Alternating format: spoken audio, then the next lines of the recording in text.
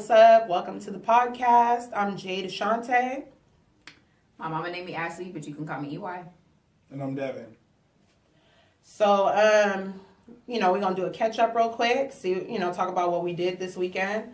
So, for New Year's, I just stayed in because my ass was sick. I ain't even gonna lie. I was sick, so I'm still getting over it. But, me and my man stayed in. We made gumbo. Yeah, girl, all right. So, yeah, we just stayed in and, I had some Jack Daniels, got me some bomb ass D, All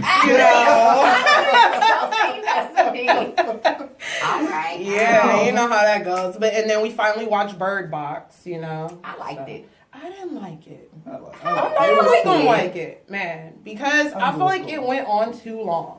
For me, it went on too long, and I looked up and it was still 40 minutes left, and I'm like, and they still in the I was like, what is going on? It was good. I liked it too. I enjoyed it. I tried to like it. I really gave it a chance, and I was just like, nah. And it just seemed a little corny to me, too. They're like, oh, don't look at it. Oh, don't look at it. Yeah, like, I don't know. Really was running from leaves and dust. Yeah, that was burnt out to me. Because I thought we were going to end up seeing what the me monster too. or whatever it was. Same thing. There, but I feel like... but it was all those pictures on the table. I think that's true.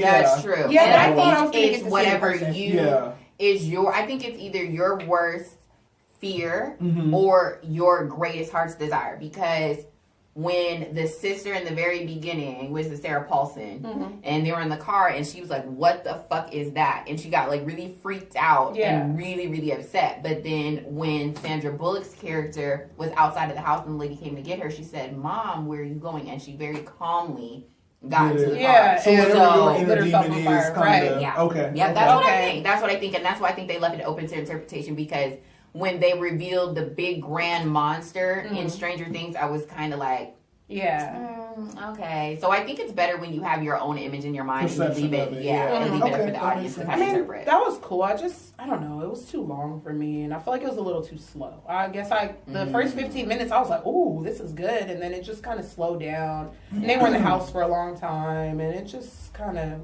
I don't know, it was dragging to me. Yeah. Okay. I was like, okay. That's true. I guess I feel that. Yeah. My New Year's was very lackluster. I stayed in the house and watched the Joy Luck Club. And I watched the Joy Luck Club because that was my mom's go-to movie when she was sad when I was a kid. And now that I'm an adult, I'm like, okay, I get it. And I saw you tweeted that. I was sad than a bitch. I was sad than a bitch. I was actually really mean to my best friend.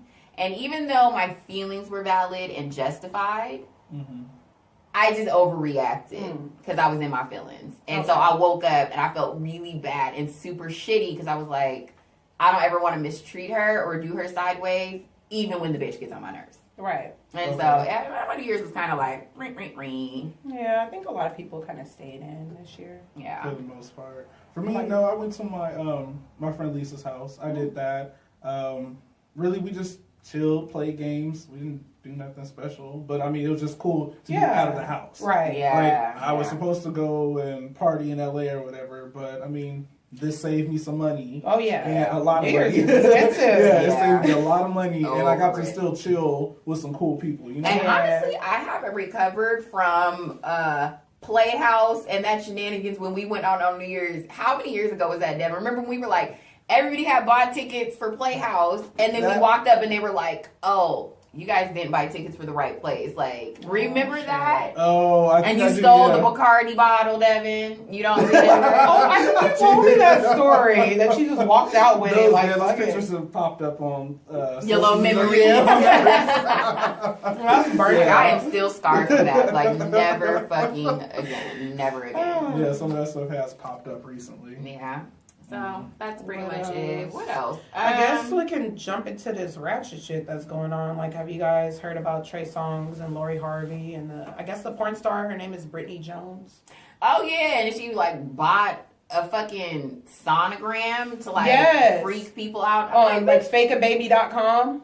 That's the website? Yes, I looked it up. They said somebody on the Shade Room, they had a side by side of that, and I guess they were selling it for $20. So yes. And it didn't make sense because one of the sonograms, her name was spelled the wrong way, and then it was spelled a different way.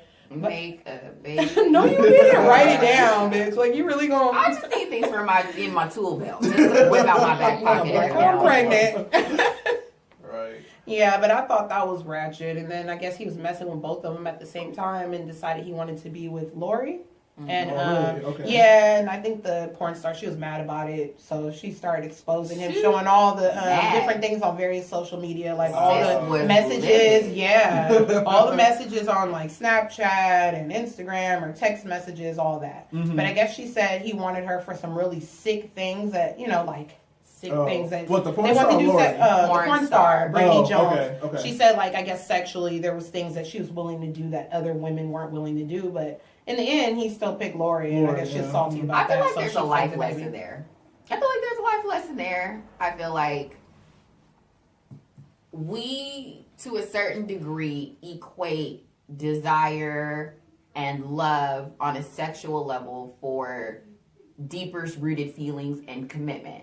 And you let this nigga And then it's more so lust if you think it about really it. is. Yeah. It really is. Lust. And we think, and I think that there's, like, you know, the whole, that's why I say I can't stand hoes. Like, you know, I don't man, you want a hoe, that's fine. But hoes gonna got the game fucked up because now people really feel like if a nigga will fuck you, right, if a nigga will fuck you, that they want you and that they'll be with you. And it's just like, you allowed this man to do all sorts of depravity to your body. This nigga probably took a shit and made you eat it.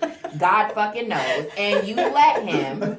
And now you want to feel away because whatever the fuck y'all were supposed to have or whatever you thought it wasn't actually what it is. But there's still something to be said on the part of Trey Songz, I think.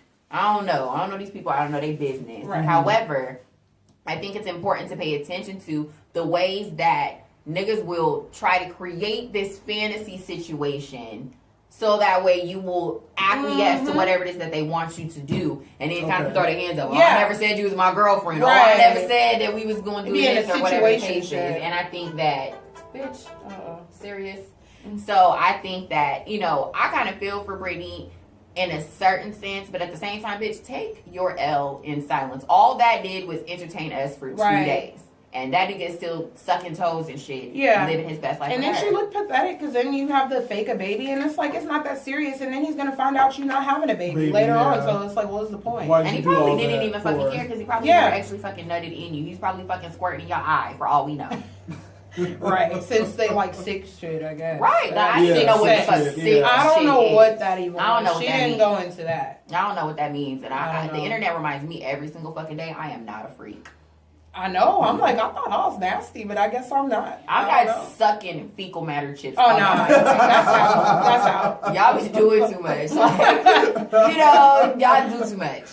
Too motherfucking much. Like, I'm going to stay over here and be boring with my vanilla sex. Yeah. Like, I'm going to stay over here.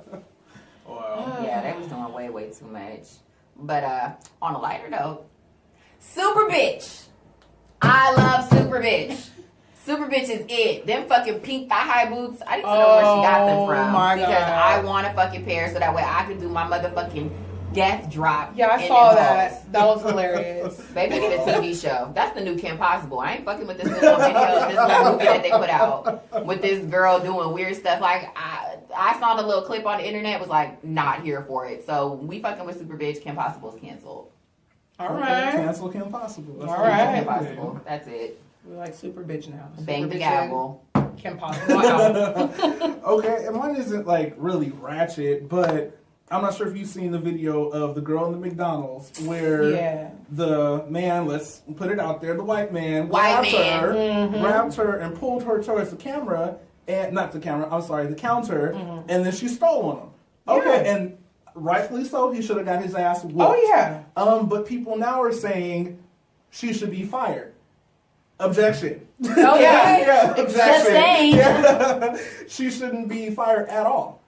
She defended herself, and I feel like he had no reason to put his hands on her. Right. Absolutely. No reason at all. I agree with that. And I'm kind of pissed off at her little coworkers for not helping her and holding her back. That manager. That manager killed me. That man grabbed that receipt and was like, so what was your order? I was like, excuse you? If that would have been 2 black people getting into a fight in the store, you would have put both of them out. Right. True or not true? So this white man that is 20 years her senior and twice her fucking size snatches this woman from over the counter. Here's the fucking part that we're ignoring. Where the fuck was the manager when they were getting into it? Because you could tell that it was already a situation that led up into that. Yeah. And the manager was nowhere to be motherfucking found. And then when he grabs her and she starts stoling off on this nigga, then all of a sudden you want to come over here and check receipts. Yeah. Mm-hmm. No. Yeah. Where they see that like that. Right. Or I'm not sure if y'all saw a couple of weeks ago where it was like some guy, whoever came into the store. It was probably like a Hardee's or something like down south. Mm-hmm. But he came in talking to one of the cashiers like, "Oh, I heard you put your number on my man's receipt." And then so all the other little coworkers came out like, "What was it?" Basically like, "What?" And they were with it. Yeah. But I just feel like I kind of feel like all these other people were afraid to lose their job. Right. And I can see that, but I'm not gonna let somebody that I work with day in and day out just get somewhat pummeled. You know what I mean? Mm-hmm. Like it just doesn't go down like that. Mm-hmm. Like we just would all lost our job and then McDonald's. Right. That just would have been what it is. You know? I think there's a number of issues. It's first off, she's at work. Excuse me. Secondly, it's a white man hitting a black woman. Mm-hmm. And then I also think that the other aspect of that is the fact that it's a man, period, hitting a woman. Exactly. Period. So at the end of the day, that man was wrong. Bitch, them fries are not, it's not that crucial for fries. Mm-hmm. It's not that crucial. You wanted a question answered. She's not helping you. There's like 15 other staff members that are standing there. You could have had the conversation with someone else. But you yanked and grabbed her because you were upset and then said she needs to turn around and be fired because you got the dog fuck beat out of you. Right. And that's your fucking fault. Period. Point fucking blank. So the fact that when he's hitting on her, everyone's grabbing her and no one thought to grab him. No one thought to contact police. No one thought to contact security. No one thought to try to escort him or make him leave the store. But when that white man pulled that gun out on all those Muslim black kids, that manager came around the corner and put all the black people outside with the man with the gun. Mm-hmm. So I don't want to hear shit about like, oh, well, they were at work or their company policy, blase, blase, blah. At the end of the day, your priority as a company should be for the safety of your employees. Period, point, fucking blank. And I feel like that manager handled that situation so poorly that there needs to be swift and appropriate action taken on his part. Period. Being the he manager, needs to be held responsible because he at no point intervened when the situation got escalated. He did not de-escalate the situation. He did not prioritize the safety of the customer, prioritize the safety of his employee at fucking all. And that situation could have easily been mitigated if he would have stepped in and sent her to the back. Go to the back. First the fuck off, I don't make enough money at any motherfucking job to argue with no fucking customer. Nobody. That is above my pay grade. No. So the manager should have stepped in and handled that situation from the beginning. But you're nowhere to be fucking found. And then after they get into a fucking fight, you want to grab this man's receipt? Mm-hmm. Yeah. Sis, no. Not here for it at all. That shit was out. Mm-hmm. That was the most ridiculous shit I've seen all year. Yeah. And it's 2 days in. And I seen Kanye's tweets. Oh, man. Wow. That's another topic though. Yeah, seriously. We have anything else that's ratchet? The only other ratchet thing I seen was, I don't really watch Love and Hip Hop anymore, but Apple Watts from Love and Hip Hop Hollywood, she was going around, I guess she was at the strip club, and she was over there smelling the strippers, their vajayjays and stuff like that. It was 3 of them. She just throw money, and she go around and smell each one, and then proceeds to throw some money out. Wow. Okay. Yeah. Is that like science or what? What is she I don't doing? know. She's like, okay, she doesn't stink. She gets more money. I don't know what that was, but that was so disgusting. That was like the most disgusting thing I've ever seen. I would never. Yeah. I'm not sniffing nobody's vagina. Like, why? Yeah.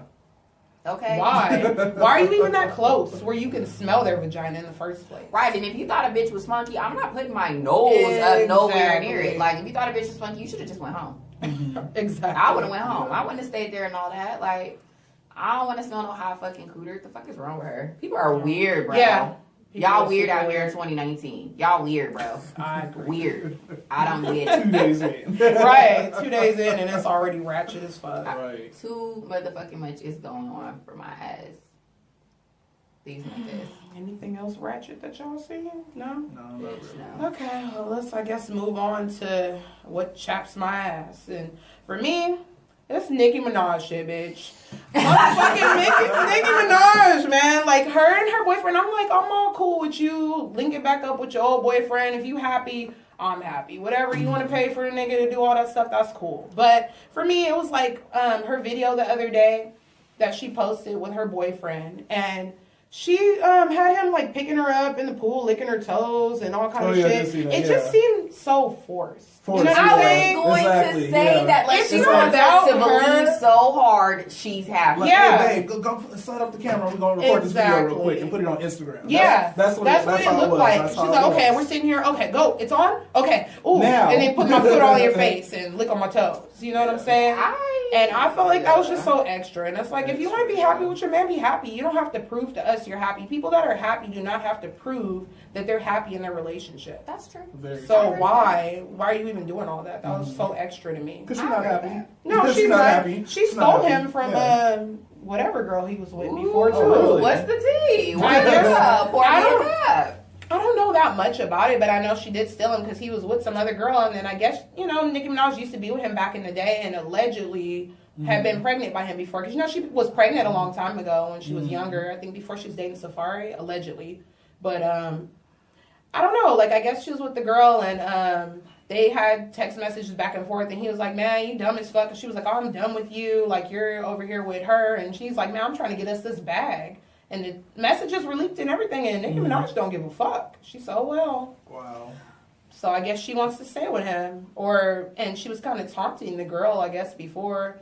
And that might be another reason why she's so extra, because she's trying to taunt the girl and be like, aha. Man, so it's not even us, it's really just trying to throw it in the girl's face. It might be that, and also it might be her trying to prove to everybody that she's happy, because, I don't know, she's like comparing herself to Cardi, and when her and Offset were all happy, and, you know what I'm saying? Me personally, I've said this before, but I feel like Nicki Minaj is a bully. Oh, yeah. I really For feel sure. like, I feel like she's a bully. Yeah. Well, I agree. Okay, so the whole Nicki and Cardi B thing, I mean, this is a couple months ago, but I feel like you can't keep poking at somebody, and then when they blow up, you just want to hide and, oh, I'm not doing anything, like, I'm good, like, I didn't do nothing to you. Like, how she talked about her baby, or allegedly, she talked about Cardi's baby. Kids are off. I just feel like kids are off. You just don't do that. Yeah. But then she wants to come at her and say, oh, I got all these deals and all these other things, but you out here looking stupid. You know what I mean? It's like, I just feel like she throws stones and hides her hands. Oh, yeah. All the time. And that's with anybody in the game. It seems like whoever she gets into it with, it's always like she didn't do anything. Yeah, she's and fake. I'm like, to me, I feel like she's a bully. Like, she's a very talented rapper and all that, but I mean, I don't know her personally, but from what I've seen, I don't think I like her as a person just from what I've seen. But I can't take anything away from her rapping. She's a great rapper, you know? But her, as far as her personality goes, it sucks. Yeah, she has a very shitty personality. Like, I wouldn't be her friend. No, definitely not. Yeah. She seems so fake with everybody. It's like, do you really have friends? I know, like, they had some documentary a few years back when she had the Anaconda song, and she was, one of her dancers, I guess, got bit by a snake, and she was like, and she was like, oh my God, she got bit by a snake, and it just sounded so fake, like, I really don't give a fuck, but I guess I'll act like I care, you know? I don't think she cared, though. Yeah, she never seems like she cares about anybody. Anything, but, you know, that's just my opinion. I mean, I don't know if I agree with y'all. You like it? Okay, let me be very clear. I am not a barb. Okay. I liked mixtape Nicki. I fucking mixtape Nicki. Yeah. I have actually sat down and listened to her albums, and I was really like, pop. This is not what I feel like I signed up for. Yeah. I like Nicki's features. Her features are always better. Itself, a lot of times are just so. Good Form is it. Oh, yeah. Barbie Sings is it. You know, don't get me wrong, but I feel like she kind of had to come harder. Nicki Minaj had a hard-ass fucking year. Nicki Minaj came into the rap game where there really was no real female MC contender. Yeah. Period. She came into the game into a void.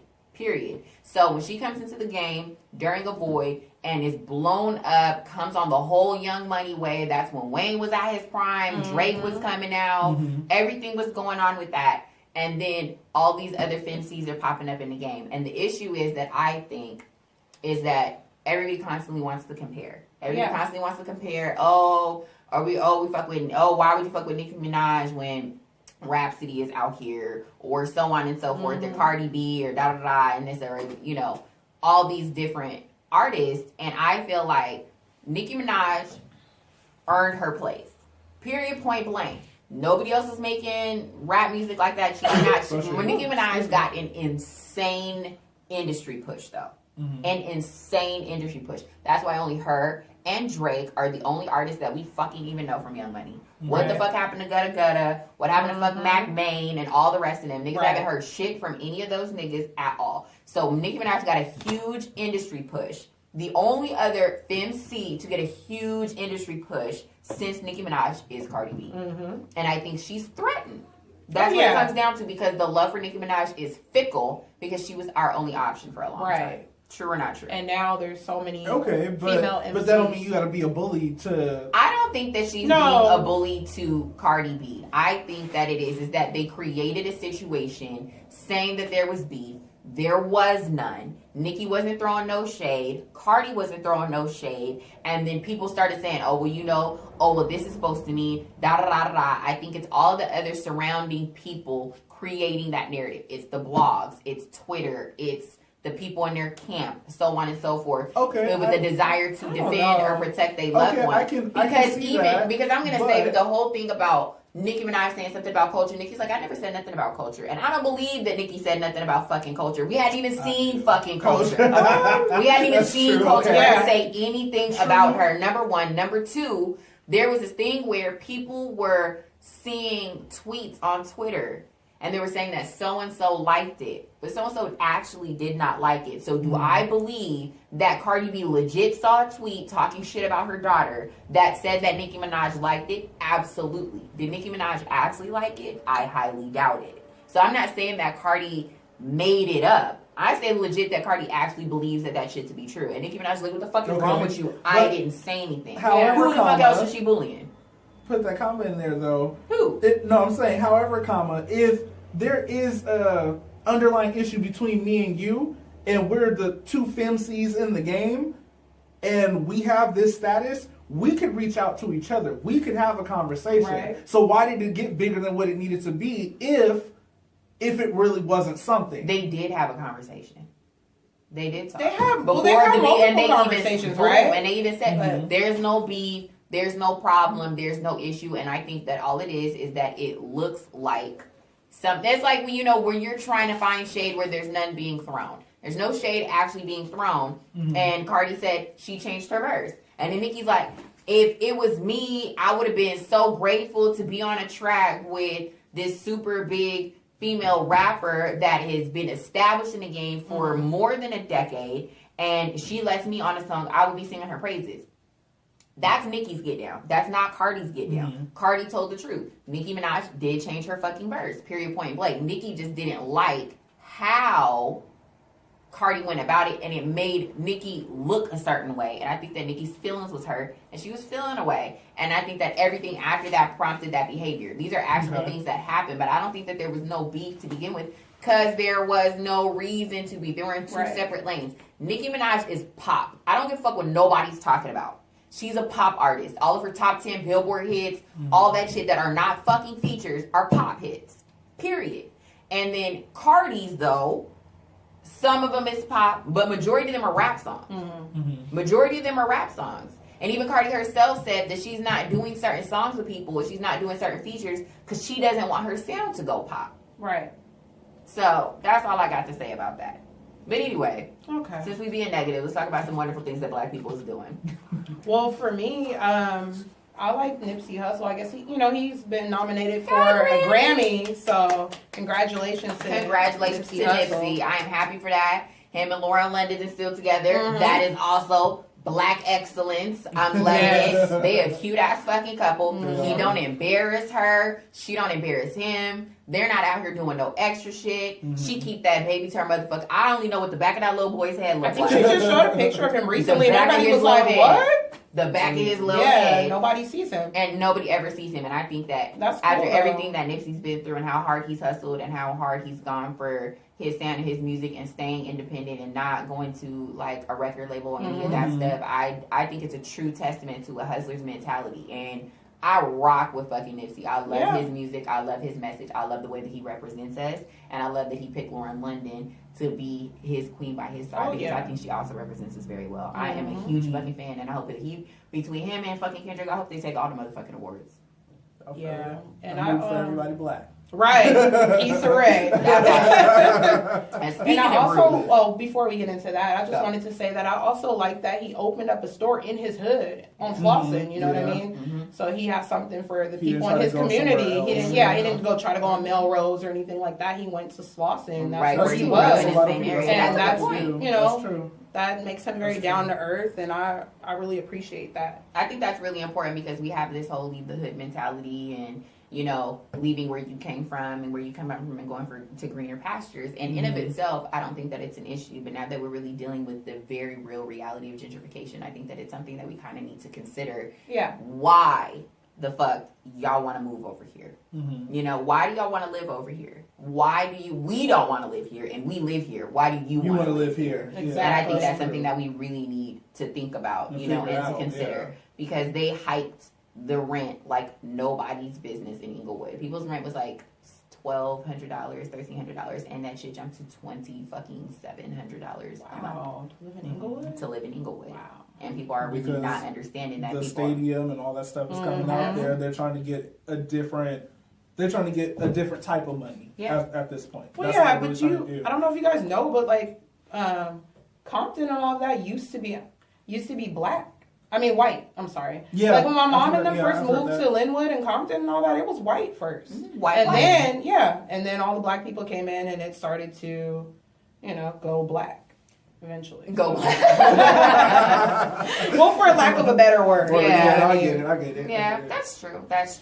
I think it's different. There's different reasons there. I think that we definitely need to like really pay attention to what's going on. I ain't in a position to buy no motherfucking house, so all I can do is encourage other people to do it. But, you know, I think it's still worth having the discussion. Yeah. True. And in the similar vein of black excellence, let's give acknowledgement to Miss Cassie. This bitch is my motherfucking hero. And I think that we need to acknowledge the fact that she left Diddy. Well, Diddy left her, whatever. Whatever was going on, that relationship dissolved itself. And that man reached back out to her and wanted to display his love for her. And that bitch posted up a picture of her kissing another man. I was so here for it. That's black excellence. Don't let these niggas do you funny in 2019. All right. And on that note, we're going to end. So, see you guys later. Adios, bitches. Have a good one.